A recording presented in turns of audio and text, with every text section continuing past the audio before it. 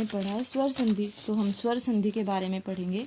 जो स्वर संधि होती है बच्चों, स्वर संधि जो होती है वो 5 प्रकार की होती है। कितने प्रकार की? स्वर संधि हमारी 5 प्रकार की होती है।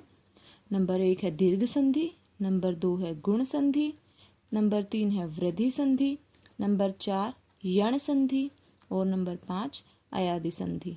ठीक है बच्चों, ये हमारी स्वर संधि के प्रकार हैं। अभी हम जो है पहले पढ़ते हैं दीर्घ संधि के बारे में। पहले हम पढ़ते हैं दीर्घ संधि के बारे में। दीर्घ संधि क्या होती है बच्चों? दीर्घ संधि होती है जब लघु या दीर्घ स्वर जैसे अ, ई, उ, ये क्या है? सारे लघु स्वर हैं। जब अपने ही समरूप लघु या दीर्घ स्वर से मिलते हैं, या तो ये लघु स्वर से ही मिले या फिर दीर्घ स्वर से मिले, तब ये क्रम अनुसार क्या बन जाते हैं? दीर्घ बन जाते हैं। आ, दीर्घ ई और दीर्घ उ, इनमें परिवर्तन हो जाते हैं। और इस प्रकार से जो होने वाले परिवर्तन हैं, उस परिवर्तन को हम क्या कहते हैं? दीर्घ संधि कहते हैं। जैसे बच्चों देखो, लघु आ और लघु आ मिलकर क्या बन जाता है? दीर्घ आ बन जाता है। जैसे धर्म जमा अर्थ क्या बन गया? धर्मार्थ। इनमें दोनों में लघु आ है, लघु आ है, और ये दोनों मिलकर बन गए धर्मार्थ। वेद जमा अंत वेदांत, ये सारे लघु के उदाहरण हैं। अब दूसरा देखते हैं लघु आ दीर्घ आ। जब हिम में लघु आ है और आल्य में दीर्घ है, तो ये मिलकर क्या बन गए? हिमालय। मिलकर दोनों एक बड़ा आ की मात्रा बन गए, तो ये हो गया हिमालय। आ जब दीर्घ आ और लघु अ मिलते हैं तो भी जो है दीर्घ आ बन जाता है। जैसे शिक्षा जमा अर्थी शिक्षार्थी, विद्या जमा अर्थी विद्यार्थी। सेवा में जो है देखो बच्चों, दीर्घ आ है प्लस लघु आ है, दोनों मिलकर क्या बन गए? दीर्घ आ बन गए सेवार्थ। जब आ जमा दीर्घ आ मिलता है तो भी दीर्घ आ ही बनता है।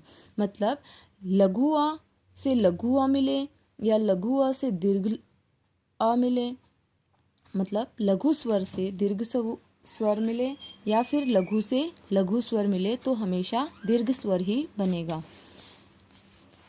ऐसे ही ई है, ई जमा ई बन गया लघु ई, जमा लघु ई बन गया दीर्घ ई।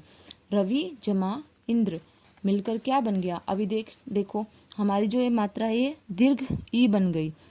रवि, इसमें जो है लघु ई है और दूसरा शब्द है उसमें जो है लघु ई है, दोनों लघु ई मिलकर क्या बन गई? दीर्घ ई बन गई।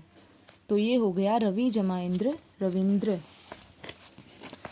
ऐसे ही लघु ई और दीर्घ ई, ये भी मिलकर क्या बन गई? दीर्घ ई बन गई। तो कवि जमा ईश क्या बन गया? कविश। हरि जमा ईश मिलकर क्या बन गया? हरीश। गिरी जमा ईश मिलकर क्या बन गया? गिरीश। ऐसे ही दीर्घ ई जमा दीर्घ ई मिलकर बन गया दीर्घ ई।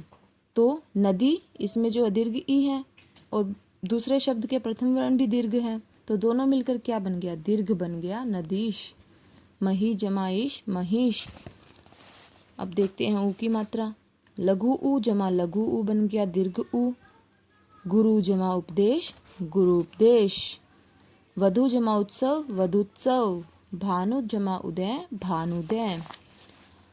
दीर्घ ऊ जमा लघु ऊ, ये भी मिलकर क्या बन गया? दीर्घ ऊ बन गया। वधु जमा उपकार वधुपकार। लघु जमा उर्मी लघुर्मी। लघु ऊ जमा दीर्घ ऊ मिलकर भी बन गया दीर्घ ऊ।